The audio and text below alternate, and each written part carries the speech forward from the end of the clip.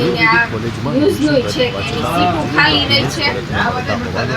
અમારી ડોક્યુમેન્ટ્સ પાછા મેળવવા માટે વાલી પાસેથી મોટી રકમની માંગણી કરાતી હોવાનો દાવો 2.5 લાખ રૂપિયા ફી ભરી હોવા છતાં કોલેજ સત્તાધીશો દ્વારા વધુ લાખો રૂપિયા માંગવામાં આવતા હોવાનો આરોપ વિદ્યાર્થીનીના ભવિષ્ય અને ડોક્યુમેન્ટ્સના બદલામાં કોલેજના ટ્રસ્ટી દ્વારા મોટી રકમ માંગવામાં આવી દીકરીના ભવિષ્યને બચાવવા માટે ન્યાયનું માનતંત્ર વહેલી તકે તૃપ્તિ ઘેટિયા અને મારી બેબી છે પ્રિશા ઘેટિયા અને એનો અમારે આ પ્રશ્ન છે એડમિશન બાબતનો।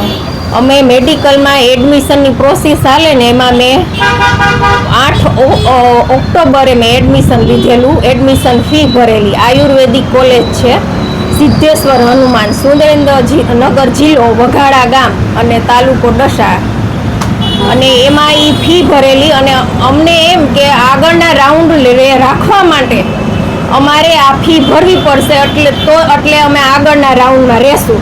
અમને એ જાણ નહીં કે આ ડોક્યુમેન્ટ જમા ન કરવાના હોય, અમે સાથે ડોક્યુમેન્ટ જમા કરી દીધા, એટલે અમારો ત્રીજા રાઉન્ડમાં અમારું એ આખું નીકળી ગયું, અમે એડમિશનમાંથી નીકળી ગયા। એ અમને જાણ થતાં અમે પછી બધાને મળ્યા કમિટીને, કે આ એડમિશન કમિટીને મળ્યા કે આ શું કરવું, તો એને એમ કીધું તમે 2 દિવસ લેટ થયા, પ્રોસેસ પૂરી થઈ ગઈ છે।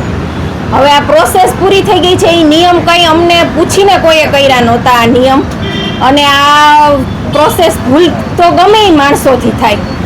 અમે ત્યાર પછી કેટલી રિક્વેસ્ટ કરી કે આનું માટે શું કરવાનું એડમિશન કેન્સલ માટે, ત્યાર પછી એની કોલેજોના 8 રાઉન્ડ બહાર પડ્યા, આયુર્વેદિક હોમિયોપેથિક કોલેજના 8 રાઉન્ડ પડ્યા, ફેબ્રુઆરી સુધી રાઉન્ડ બહાર પડ્યા, અને અમે નવેમ્બરમાં આની રજૂઆત કરી દીધી હતી। એની કોલેજોની સીટો ખાલી રહે એના રીઝનના અમને ફસાવે છે। આવડા એડમિશન ફી માટેથી 2.5 લાખ રૂપિયા અમે ફી ઓલરેડી ભરેલી છે, અને એની ટોટલ ફી 25 લાખ છે।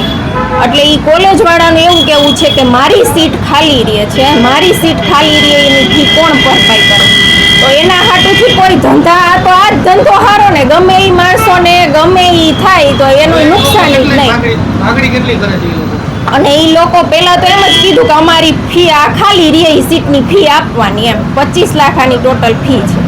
પછી એને એવું કીધું એકવાર કે અમે પછી બીજે રજૂઆત કરી કે ગાંધીનગરને આ મુખ્યમંત્રીને ને શિક્ષણ મંત્રીને બધાને રજૂઆત કરી કે આનું કાંઈક તો પ્રોસેસ હોય ને, અમારા ડોક્યુમેન્ટ માટે અમારી છોકરીને જિંદગીનો સવાલ છે, ડોક્યુમેન્ટ અમારે જોઈ છે પાછા, તો આનું કાંઈક કરો, અમને હેલ્પ એમ।